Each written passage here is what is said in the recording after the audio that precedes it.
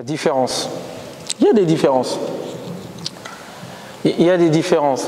Et la question c'est, est-ce que ce sont ces différences qui nous empêchent de vivre ensemble? Il y a des différences parce qu'effectivement, après, les chrétiens, le chrétien c'est général.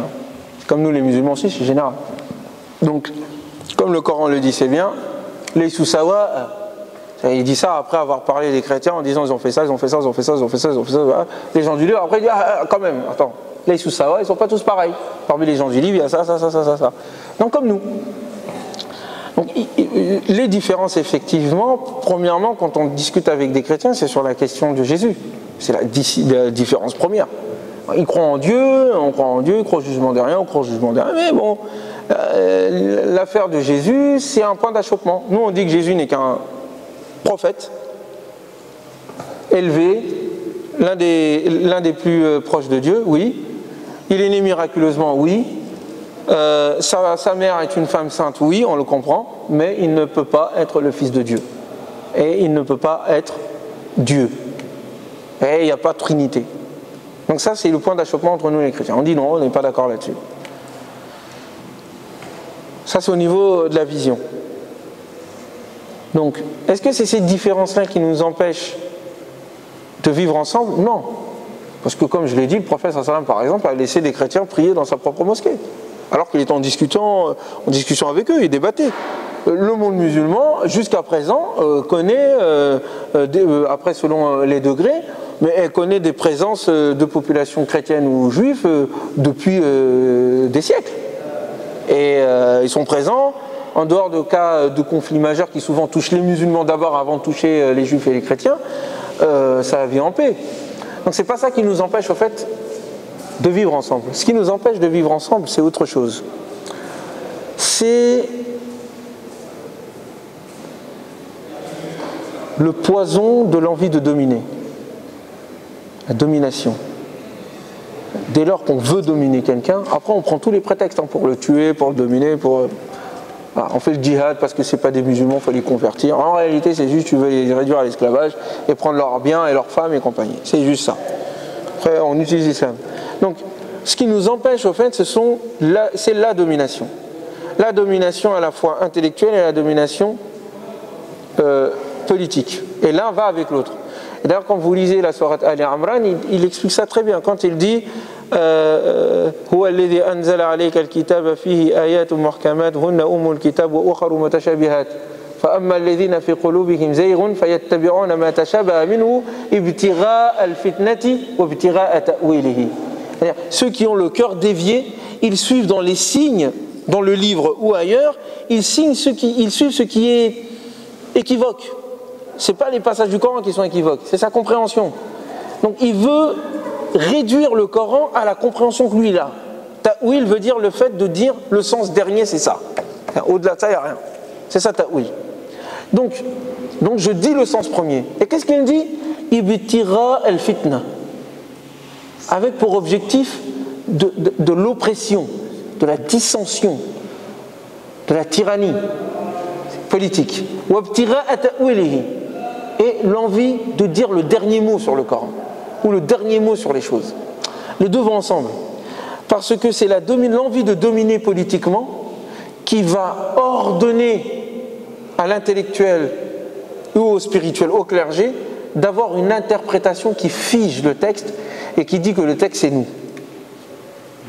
C'est comme nous on pense. Et comme c'est nous qui pensons comme ça, c'est la vérité, donc on peut s'imposer aux autres. Vous voyez? Donc la fitna, l'envie d'oppresser pour dominer et la dissension que ça crée dans la société, elle provient toujours, ou elle aboutit toujours, ou elle est aidée par l'interprétation ou l'idée de dire que nous, on est l'absolu. Et c'est pour ça qu'il y a toujours un lien entre moi, je suis Dieu le plus grand, Pharaon, et le côté politique, Haman. C'est pour ça que même dans l'histoire, l'Église a toujours été du côté des rois et des tyrans. Elle n'a jamais été du côté des pauvres et des faibles. Et donc c'est pour ça que d'ailleurs en France et en Europe on a mis de côté l'Église à cause des erreurs qu'elle a commises. Mais ça c'est quelque chose qui revient tout le temps dans suffit de voir ce qui s'est passé en Égypte. Bon. Le coup d'État, moi je crois que je ne vais plus aller en Égypte, parce que j'ai fait 2-3 fois des critiques sur l'Égypte, bon. Et on ne va pas me laisser rentrer. Mais bon, le coup d'État qui a eu lieu, il est légitime. Alors moi je peux ne pas être d'accord avec Morsi et les frères musulmans. Moi je pense qu'ils ne devaient pas prendre le pouvoir, mais bon, après ça c'est leur affaire. Ils n'ont pas été assez intelligents et autres. Bon, ils auraient dû attendre un peu. Mais peu importe. Mais le coup d'État qui a eu lieu, il a eu lieu avec qui? Les militaires, ils ont pris le coup d'État avec le soutien de qui? Avec les religieux. Salafi et Soufi.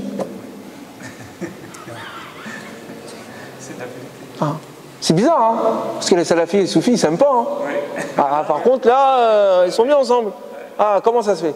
Parce qu'il y a des intérêts. Donc, est-ce que vous comprenez ce que je veux dire? Donc, c'est ça qui empêche de vivre avec l'autre. Au-delà du côté des différences, qui peuvent être de la diversité, de la richesse, ou juste du respect mutuel. Moi, je suis pas d'accord, tu n'es pas d'accord, et puis on en discute, c'est un débat.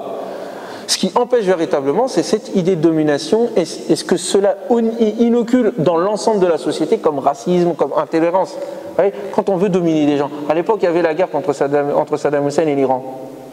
Dans les pays arabes, on envoyait, jusqu'en plein milieu de la Mauritanie ou ailleurs, des textes sur le Furs, les Perses, et les Koufars, et compagnie et tout.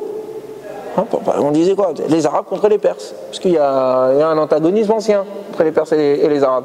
Donc on fait revivre ça, et en même temps on fait revivre l'idée que les chiites c'est les chiites, quoi. Nous les sunnites on est des sunnites, et les chiites c'est limite des mouchrikoun, attention. Mais c'était pourquoi ça? C'était pas pour le dialogue. Hein. Des juifs et des sunnites, ils ont vécu ensemble pendant des siècles. Sous l'ère fatimide, qui étaient des chiites, des ismaéliens, c'était pas les plus rigolos, hein. Les ismaéliens, bon voilà. Mais enfin bref, par rapport aux sunnites en tous les cas. Mais voilà, il y avait des sunnites qui étaient leurs gouverneurs, ça vivait ensemble. Donc même le guerre qu'il y a entre les chiites et les sunnites, c'est politique. Les gens qui sont en train de jouer avec tout le monde, les manipulateurs religieux et politiques. Et donc, on fait ensemble, parce qu'il y a la guerre, on va dire que les Perses c'est des Perses et je compagnie et tout, pour pousser les gens à se battre. Et se battre, ils s'entretuent, ils s'égorgent autrement, et puis pendant ce temps-là, les autres qui sont là, ils en profitent bien. Parce qu'il y a l'argent, il y a le pouvoir, il y a tout ce qui va avec.